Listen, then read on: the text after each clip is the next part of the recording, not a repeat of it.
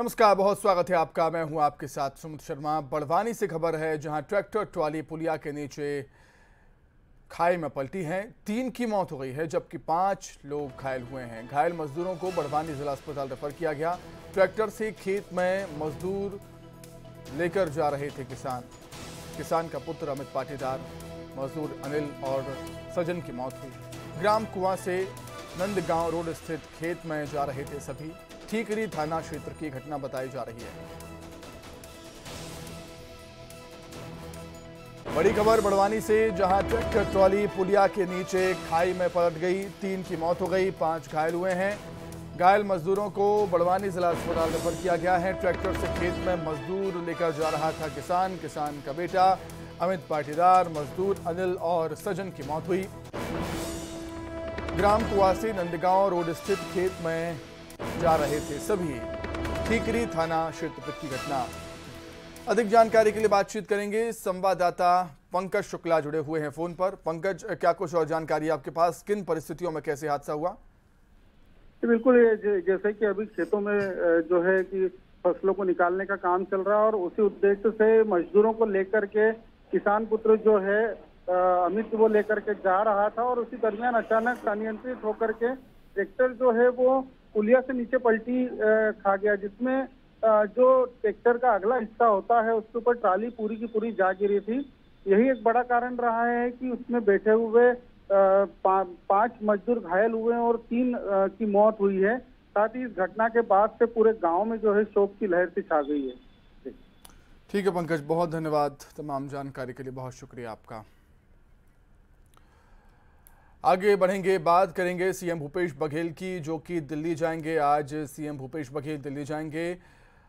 शाम को 6 बजे दिल्ली के लिए रवाना होंगे सीएम भूपेश बघेल। कल CWC की बैठक में वो शामिल होंगे। टिकट पर केंद्रीय नेतृत्व से चर्चा संभव है।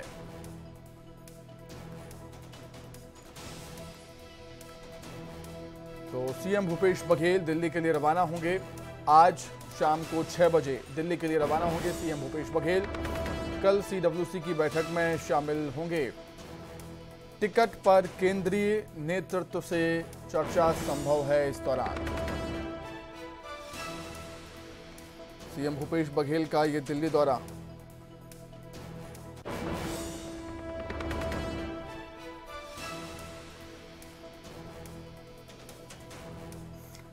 तो आज शाम को दिल्ली के लिए रवाना हो जाएंगे सीएम भूपेश बघेल। शाम को 6 बजे दिल्ली के लिए रवाना हो जाएंगे। कल CWC की बैठक है, उसमें शामिल होंगे और टिकट को लेकर केंद्रीय नेतृत्व से उनकी चर्चा होनी है। रायपुर में AICC media coordinator Radhika Khera ने पूर्व मुख्यमंत्री रमन सिंह को चुनौती देते हुए कहा है कि जो बयान रमन सिंह ने शराबबंदी को लेकर दिया है, उस बयान को वो साबित कर देते हैं तो वो राजनीति से संन्यास ले लेंगी। वो रमन सिंह को एक्सपोज कर उन्हें 48 घंटों के भीतर माफी मांगने पर विवश कर देंगे। दरअसल रमन सिंह ने यह कहा था कि हाथों में गीता और गंगा जल लेकर शराबबंदी की कसम खाने वालों ने घर घर शराब पहुंचाई है। रमन सिंह के इसी बयान पर राधिका खेड़ा उखड़ गईं और रमन सिंह को बयान साबित करने की चुनौती दे डाली। रमन सिंह है, अपने उल्टे चश्मे से उनको सब कुछ ही उल्टा उल्टा दिखता है, इसलिए उन्होंने एक जघन्य अपराध कल डाला और उन्होंने कहा कि हमारे नेता माननीय श्री राहुल गांधी जी और हमारे मुख्यमंत्री माननीय श्री भूपेश बघेल जी ने हाथ में गंगा जल लेकर और हाथ में पवित्र ग्रंथ गीता पकड़कर ये कसम खाई थी कि हम शराबबंदी करेंगे। इससे बड़ा जघन्य अपराध डॉक्टर रमन सिंह नहीं कर सकते थे झूठ बोलने का। आप राजनीति करिए, लेकिन राजनीति में हमारे पवित्र ग्रंथों को लेकर आना, राजनीति में गंगा मैया को लेकर आना, इससे बड़ा हिंदू विरोधी काम क्या हो सकता है। और मैं चैलेंज करती हूं आपके माध्यम से, डॉक्टर रमन सिंह जी, समय आपका 48 घंटे आपको देती हूं, 48 घंटे बाद समय आप तय करिए और जगह आप तय करिए। गंगा जल और श्रीमद् भगवत गीता मैं लेकर आती हूं, वहां पे हाथ रख के कसम खाइएगा और दिखाइएगा कोई भी तथ्य, कोई भी वीडियो, कोई भी ऐसा तथ्य हो, कोई फोटो हो जिसमें माननीय श्री राहुल गांधी जी ने या माननीय मुख्यमंत्री श्री भूपेश बघेल जी ने ऐसा कहा हो या ऐसा किया हो, तो मैं आपके चैनल पे वादा करती हूं आज कि मैं राजनीति से संन्यास ले लूंगी। लेकिन अगर 48 घंटे के भीतर रमन सिंह जी ने ये नहीं किया तो उनको पूरे संत समाज के आगे, पूरे हिंदू समाज के आगे, हर हिंदू के सामने आप लोगों के चैनल के माध्यम से हाथ जोड़ के सर झुका के माफी मांगनी पड़ेगी कि मैंने एक जघन्य अपराध किया और मैंने हिंदू धर्म का अपमान करने का काम किया। मैंने हमारी भगवत गीता जी को, मैंने हमारी गंगा मैया को अपमानित करने का काम किया, उनको राजनीति में झूठे शब्द बोलने का काम किया। और इससे बड़ा हमारे धर्म में क्या अपराध हो सकता है कि भगवत गीता कि आप झूठी कसम खा रहे हैं और आप झूठ बोल रहे हैं उनका नाम लेके, आप गंगा जल का नाम लेके झूठ बोल रहे हैं। और हाँ, मैंने ही प्रेस वार्ता करी थी 5 साल पहले और उसमें 2 और हमारे साथी जो थे, जो आजकल डॉक्टर रमन सिंह की पार्टी के वॉशिंग मशीन में धुल रहे हैं, धुल गए हो तो उनसे जाके पूछ ले निकाल के वॉशिंग मशीन से कि क्या वादा किया था। मैं फिर बता देती हूं, हमने वादा किया था, हाथ में गंगा जल लेके और कसम खाई थी कि 10 सरकार बनने के 10 दिन के भीतर भीतर हम किसान का कर्ज माफ करने का काम करेंगे। और माननीय श्री भूपेश बघेल जी ने क्या किया, जब उन्होंने ओथ लिया उसके महज 2 घंटे के भीतर भीतर, क्योंकि गंगा मैया की कसम खाई थी, हमारे लिए गंगा मैया कितनी पूजनीय है वो भूपेश बघेल जी ने साबित किया। महज 2 घंटे के भीतर भीतर 17 लाख से ज्यादा किसानों का 10,000 करोड़ से अधिक कर्जा माफ करने का कार्य हमारी सरकार श्री भूपेश बघेल जी ने किया। वादा हमने 10 दिन का किया था और निभाया महज 2 घंटे के भीतर भीतर। ये होती है गंगा मैया की कसम, ये नहीं कि जिस तरीके से झूठ फैलाने का काम। फिर बोलूंगी, राजनीति करिए, पर राजनीति में हमारे पवित्र धर्म घंटों को राजनीति करिए, लेकिन राजनीति में हमारे पवित्र धर्म ग्रंथों को, राजनीति में गंगा मैया को लेकर मत आइए। फिर चैलेंज करती हूं, समय आपका, जगह आपकी, आप दिखाएंगे और ये सबूत साक्ष्य पेश करेंगे तो मैं राजनीति से संन्यास ले दूंगी, वरना डॉक्टर रमन सिंह जी आपको हर हिंदू से, फिर दोहरा रही हूं, हर हिंदू से, हर सनातनी से माफी मांगनी पड़ेगी हाथ जोड़ के कि आपने भगवत गीता जी का अपमान किया, आपने हमारी गंगा मैया का अपमान किया। इंतजार रहेगा अब उनकी बाइट का। वहीं आम आदमी पार्टी ने सरकार पर वार किया है। आम आदमी पार्टी ने सरकार पर निशाना साधा। आपने प्रदेश की सरकार पर आरोप लगाए हैं, 5 साल में कांग्रेस ने छत्तीसगढ़ को बर्बाद कर दिया, 15 साल बीजेपी सरकार ने प्रदेश को लूटा। आप विकल्प के रूप में जनता के सामने हैं। इस बार आम आदमी पार्टी बनाएगी सरकार, ये दावा किया गया है। मुफ्त बिजली, स्वास्थ्य, शिक्षा देगी आम आदमी पार्टी, ये भरोसा दिया है छत्तीसगढ़ की जनता को। चूंकि भारतीय जनता पार्टी और कांग्रेस के विकल्प रूप में छत्तीसगढ़ की जनता हमारे तरफ देख रही है और छत्तीसगढ़ में भूपेश बघेल जी ने जिस हिसाब से 5 साल में छत्तीसगढ़ को बर्बाद करने, छत्तीसगढ़ को लूटने का जो काम किया, उन्होंने डॉक्टर रमन सिंह के भी लूट और भ्रष्टाचार को एक कदम आगे बढ़ाया है और उनसे 15 साल के बराबर उन्होंने 4.5 साल में ही छत्तीसगढ़ को उस दौर पर पहुंचाया जो 15 साल में डॉक्टर रमन सिंह ने लूटा। वही काम भूपेश बघेल जी कर रहे हैं। तो विकल्प के रूप में छत्तीसगढ़ में आम आदमी पार्टी को पूरी जनता देख रही है। छत्तीसगढ़ की जनता जो है इस चुनाव को लड़ने जा रही है, उसमें हम सब मिलकर के चुनाव लड़ेंगे और छत्तीसगढ़ में सरकार बनाएंगे। वहीं बीजेपी के प्रदेश अध्यक्ष अरुण साव ने सरकार पर निशाना साधा। भुवनेश्वर साहू हत्याकांड पर सवाल उठाए हैं। कहा है हत्या लव जिहाद की पृष्ठभूमि है।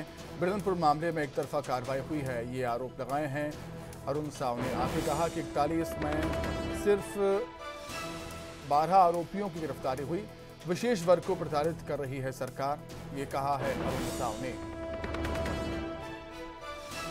भुवनेश्वर साहू का बेदर्दी से, दर्दनाक तरीके से हत्या हुई थी और 8 अप्रैल की उस घटना की पृष्ठभूमि भी आप सबके संज्ञान में जो लाई गई थी कि क्यों ये भुवनेश्वर साहू की हत्या हुई। लगातार क्षेत्र में लव जिहाद की घटनाएं हो रही थी, वो भुवनेश्वर साहू की हत्या की पृष्ठभूमि थी। जशपुर से खबर, नाबालिग बहनों से रेप का मामला है। 2 नाबालिग बहनों से गैंगरेप हुआ। शौच के लिए निकली थी दोनों बहनें जिनके साथ गैंगरेप हुआ। गांव के 2 लोगों पर गैंगरेप का आरोप है। पुलिस ने आरोपियों को गिरफ्तार किया है। एक नाबालिग समेत 2 आरोपी गिरफ्तार हुए। जशपुर से खबर आपको बता रहे हैं, जहां पर नाबालिग बहनों से रेप हुआ। 2 नाबालिग बहनों से गैंग रेप हुआ। अधिक जानकारी के लिए बातचीत करेंगे संवाददाता दीपक, जुड़े हुए हैं फोन पर। दीपक, क्या कुछ और जानकारी आपके पास? सुमित, मैं आपको बताऊं कि ये जो पूरा मामला है वो दोकड़ा चौकी क्षेत्र का है और दोकड़ा चौकी क्षेत्र के एक गांव में जो है 2 बहनें रात को अपने परिवार के साथ खाना खाकर सोई थी और आधी रात को लगभग वो शौच के लिए बाहर निकली। इसी दौरान जो है गांव के ही 2 लड़कों ने इनको पकड़ लिया और उनके साथ दुष्कर्म किया।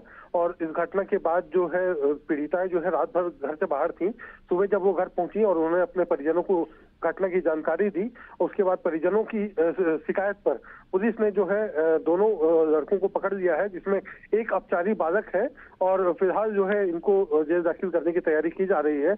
और वहीं इस घटना के बाद जो है जो पीड़िता है दोनों को जो है इलाज के लिए अस्पताल में दाखिल किया गया है, जहां इनका इलाज जारी है। दीपक, शुक्रिया तमाम जानकारी के लिए। गरियाबंद में थाने का घेराव हुआ है। सिंधी समाज ने नवापारा थाने का घेराव किया। थाना प्रभारी पर कार्रवाई नहीं करने का आरोप लगाया है। सिंधी समाज की लड़कियों पर अभद्र टिप्पणी का मामला है। अभद्र टिप्पणी को लेकर सिंधी समाज नाराज है। हर्षित सिंधई नाम के युवक पर आरोप है। सिंधी समाज का कार्रवाई नहीं करने का आरोप है।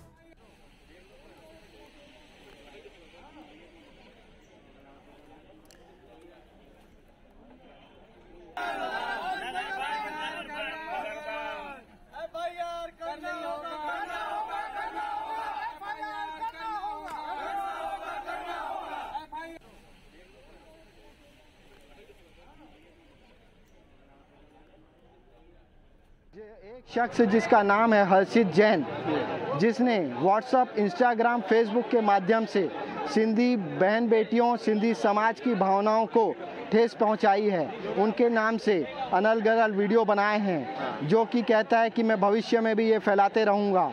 जिस मैटर पे आज हम एफआईआर कराने आए हैं, ये एफआईआर हम 3 दिन पहले भी कराने आए थे।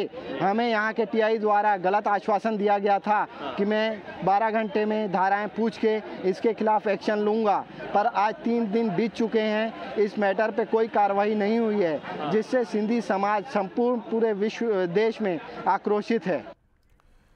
मुंगेली से बड़ी खबर है, जहां ग्रामीण की बाड़ी के बाहर लगी झाड़ियों में नवजात बच्चा लावारिश हालत में मिला। स्थानीय लोगों की मदद से बच्चे को गंभीर हालत में अस्पताल में भर्ती करवाया गया है, जहां डॉक्टर उसकी निगरानी कर रहे हैं। पुलिस ने आशंका जताई है कि बच्चे को लेकर लाज के डर से किसी ने वहां उसको फेंक दिया। पुलिस अब स्थानीय लोगों की मदद से बच्ची के माता पिता की तलाश कर रही है।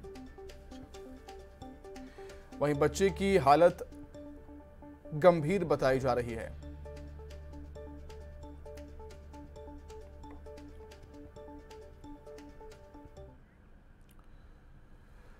बड़ी खबर अंबिकापुर से, जहां यूरेनियम कारोबारी ने ठगी का शिकार होने के बाद फांसी लगाकर जान दे दी।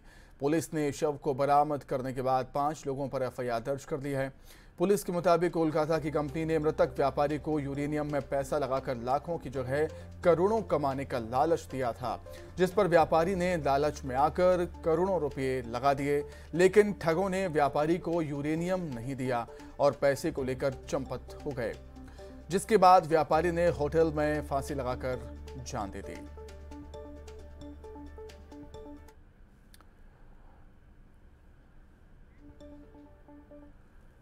बड़ी खबर रायपुर से, जहां शराब के नशे में सड़क पर हंगामा और मारपीट करने वाले युवक युवतियों पर पुलिस ने शिकंजा कसते हुए 10 लोगों को गिरफ्तार किया गया। पकड़े गए लोगों में युवक युवतियां शामिल हैं। सभी पकड़े गए लोग शराब के नशे में बीच सड़क पर मारपीट हंगामा करते हुए नजर आए थे। तस्वीरें भी आपके सामने। पुलिस के मुताबिक दोनों पक्षों के बीच सड़क पर साइड लेने को लेकर विवाद हुआ था, जो देखते ही देखते मारपीट में तब्दील हो गया, बदल गया। बाद में तेलीबांधा पुलिस ने शिकायत दर्ज कर सभी को गिरफ्तार कर दिया।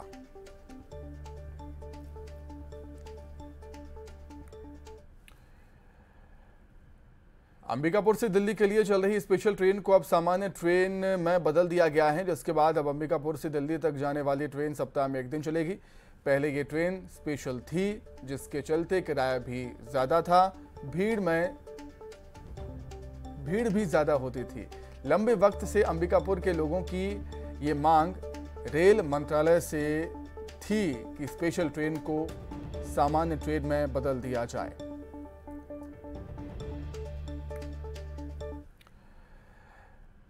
जैसे जैसे विधानसभा चुनाव करीब आते जा रहे हैं वैसे वैसे सियासी पार्टियों में लोगों का आना जाना शुरू हो गया है। ताज़ा तस्वीरें जगदलपुर की, जहां 20 से ज़्यादा महिलाओं ने जो अलग अलग पार्टियों से जुड़ी थी उन्होंने कांग्रेस का दामन थाम लिया। कांग्रेस जिला अध्यक्ष और स्थानीय कांग्रेस विधायक की मौजूदगी में सभी ने कांग्रेस पार्टी ज्वाइन की। तेज आवाज में डीजे बजाने वाले डीजे संचालकों पर बस्तर पुलिस ने कार्रवाई शुरू कर दी है। दरअसल बीते दिनों पुलिस को आम लोगों से शिकायतें मिल रही थी। धार्मिक और सांस्कृतिक आयोजन के दौरान पूजा मंडली के लोग और डीजे वाले तेज आवाज में गाने बजाते हैं, जिससे लोगों को काफी परेशानी होती है, खासकर मरीजों और बच्चों को।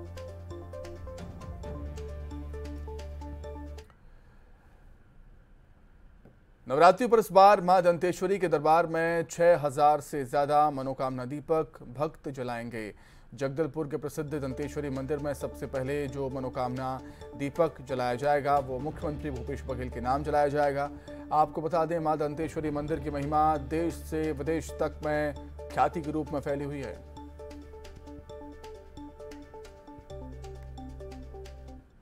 नवरात्र 15 तारीख से शुरुआत हो रहा है और अभी हम लोग पिछले बार 5625 जो जली थी तेल और घी मिला के और ऑनलाइन के साथ इस बार 6000 की व्यवस्था करके रखे हैं। किन किन बड़े हस्तियों का नाम भी अभी? सबसे पहला रसीद हमारे प्रदेश के मुख्यमंत्री भूपेश बघेल जी का कटा है घी का, और बाहर से भी अभी 3-4 रसीदें कटी हैं, जबकि अभी उनके नाम निकले नहीं है क्योंकि ऑनलाइन से है। लिस्ट जब बनता है तभी सबका दिखता है कौन कहाँ से कितने कटे, लेकिन सबसे पहला रसीद मुख्यमंत्री जी का कटा। इसी के साथ ही फिलहाल इस बुलेटिन में इतना ही। खबरें लगातार जारी है। नमस्कार।